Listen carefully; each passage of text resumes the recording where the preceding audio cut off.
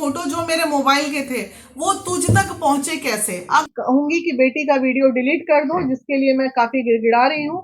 नहीं डिलीट करोगे तो फिर तुम कानूनी प्रक्रिया में आ जाओ।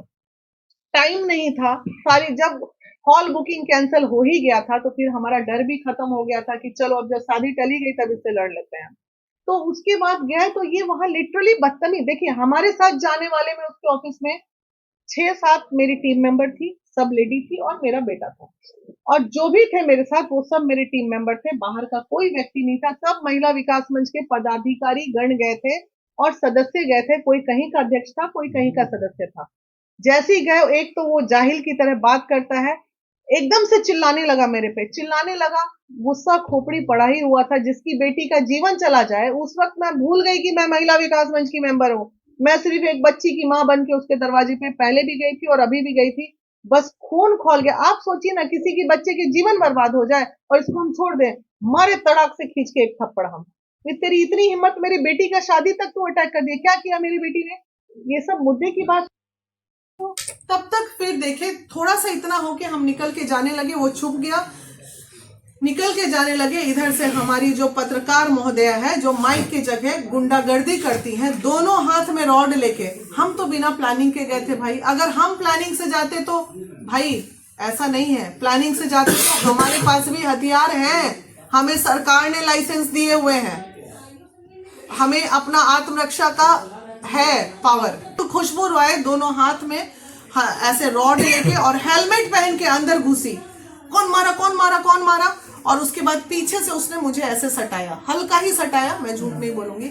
जैसे ही हल्का सटाया, दूसरा वाला ऐसे भारी उठने वाला था, तब तक मेरे बेटे ने पीछे से उस रॉड को पकड़ लिया। खींचातानी हुई, हाथापाई हुई। जैसी तब तक ये वीरू आके पीछे से मेरा ऐसे बाल खींचा और पीछे से ही एक हाथ मेरे गाल पे लगा दिया। आप सभी लोग वो वीडियो चलाइए जिसमें मेरी मेंबर, अरे दीदी को मार दिया, दीदी को मार दिया।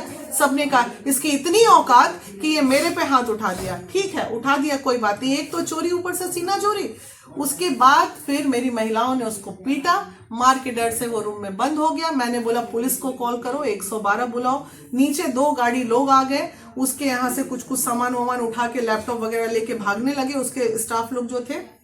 हम समझ गए कि ये मामला अब यही डेफिनेटली यही मामला लगेगा। अगर हम किसी के यहाँ जाएंगे तो वहां अगर कुछ होगा तो बोलेगा मेरे घर में आए, चोरी किया, डकैती किया, फलाना किया, ढिमकाने किया, 4 टेबल तोड़ दिया और वही दिखा के इधर छिट दिया, उधर छिट गया। अरे भाई, जब सामान टूटे होंगे तो उसका लैपटॉप भी होगा, वो भी होगा, क्या बोलते, मशीन स्टूडियो का सब चीज तो होगा ना टूटने के बाद। तो सब सामान गायब है, खाली टूटे टेबल दिखा रहा है। तुम मतलब तुम वीना मानवी को गुंडा समझ लिया था अपने जैसा। अब सुनो तुम वीरू चंद्रवंशी, तुम्हारा इतिहास।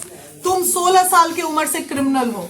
तुम 16 साल की उम्र में अपने गांव से मार के भगाए गए हो। तुम्हारा पहला इतिहास 16 GB डेटा, किसी का मोबाइल चुरा लेना, किसी के यहाँ से डेटा चुरा लेना। राहुल जो दुकान मालिक है उसने तुमको पकड़ के पीटा। पिकअप वैन में जो बुकिंग आई थी, पिकअप वैन वाला भैया आके बोला मेरे से 10,000 रुपया लिया और मार के हमको फेंक दिया। भोजपुरी गाना इंडस्ट्री में जब ये आया, उस समय मनी सिंह और कुंदन सिंह नाम से इसने 2 लोगों से पैसा लिए कि तुमको भोजपुरी का हीरो बना देंगे। जाने कितनी लड़कियों से भोजपुरी में गाना गाने के नाम पे, नाचने के नाम पे इसने पैसे लिए हैं। उसका लिस्ट पूरा यहाँ पे लिखा हुआ है। मुस्लिम से बनवा हिंदू करके गाना इसने गाया था। उस समय इसने अपने आप को खुद को फेमस करने के लिए झूठा FIR करवाया, फॉल्स FIR करके प्रशासन का समय बर्बाद किया। अपने ही जमीन, अपने ही भाई राजकुमार जो कि आर्मी मैन है और आज एक गार्ड की नौकरी पटना में कर रहे हैं, उसने प्रॉपर्टी के लिए अपने ही भाई को जमीनी विवाद के लिए अपने ऊपर झूठी गोली चलाई, अपने ही भैया भाभी को जेल भिजवाया, अपने ही माँ बाप और अपने तमाम लोगों को इसने ये गांव से निकाला हुआ लड़का है। 2018 में जब इसको गोली लगने के बाद एडमिट किया गया, वहां हॉस्पिटल में 5,000 रुपया जमा करके, जब इसके पास और पैसे नहीं थे, हॉस्पिटल का नाम है मीशा क्लिनिक हाजीपुर। आज आप लोग जाइए, वहां के डायरेक्टर बाइट देने के लिए तैयार बैठे हुए हैं। वहां जाइए, वहां पे इसने वहां की नर्स के साथ छेड़खानी की और हॉस्पिटल में तोड़ फोड़ मचा के जब इसको पीटा गया तो ये बचपन से ही छिछोड़ा है ये लड़का। उसके बाद राहुल मोबाइल दुकान में ने इसको पीटा, वो GB वाला डेटा है। पिकअप वाहन वाला है। आर्म्स एक्ट बोल रही हूं मैं, ध्यान दीजिएगा, आर्म्स एक्ट में ये 6 महीना जेल खटा है छपरा के जेल में। अविनाश कुमार इसका असली नाम है। अहिरान करके, जातिवाद करके एक क्रिमिनल को बढ़ावा दे रहा है, महिलाओं का शोषण कर रहा है, अच्छी महिलाओं को ब्लैकमेल करता है, उसके निजी फोटो पे ये इस तरह अटैक करता है और हम जैसे अच्छी महिलाओं के घर की बेटियों का शोषण करके ब्लैकमेलिंग का पैसा कमाता है। गुड़िया हलचल नाम की एक बच्ची थी भोजपुरी की, उसको इसने अंतिम तक कोई ऐसा कसर नहीं छोड़ा जो वो भी कोर्ट में खड़ी होकर गवाही देगी कि किस कदर उसका शोषण हुआ है, उसको बर्बाद किया गया है। उसके बाद रूपम केस उसी गर्दनीबाग थाना में है कि रूपम को इन्होंने आए दिन ये लोग पिटाते रहते हैं। अब जब अब रह गई बात बोरिंग रोड जमुना अपार्टमेंट की, वहां जितनी लड़कियों के साथ शोषण हुआ है, जिस फरामोशी का धंधा हुआ है, ये तमाम लड़कियों का डेटा मेरे पास कल आ जाएगा आप लोगों के सामने। चूंकि लड़कियां हैं उनके परिचय को हम गुप्त रखेंगे, लेकिन इन तमाम चीजों के साथ जेल जाने की तैयारी कर लो। फिर भी आज तुम जिनके आड़ में घूम रहे हो, मैं उनसे हाथ जोड़ के निवेदन करती हूँ तेज प्रताप जी से कि ऐसे लोगों से आप बचिए, क्योंकि आपके आड़ में ये इस तरह के गलत धंधे करते हैं। और अब ये लड़ाई महिला विकास मंच की लड़ाई नहीं है, ये वीना मानवी की पर्सनल लड़ाई है। अभी इसने किसी को बोला है, जिसका ऑडियो मैं डीएम को देने जा रही हूँ, कि वीना मानवी के बेटे को ढूंढने के लिए 3 स्कॉर्पियो निकल चुका। अरे अपना लोला इतना चलाओ जो फंसो ना। अपने लोला चला के बोल रहा है कि वीना मानवी मेरे यहाँ से पिटा के गई। अरे भाई, जब हम पिटा के आए तो हम तो अबला है, तू तो हम डर गई तेरे से कि तू हमारा पीट दे ले। भाई बहुत डर गए हम तेरे से। सही बात है, बुद्धिजीवी व्यक्ति से आदमी लड़ाई कर सकता है, लेकिन नंगे भूखे क्रिमिनल जो सड़क छाप लोग हैं उनसे लड़ाई करना बहुत मुश्किल हो जाता है। ये सब बातें हैं। अब बाकी चीजें कानूनी प्रक्रिया में है। गर्दनीबाग थाने में केस दर्ज हो चुका है।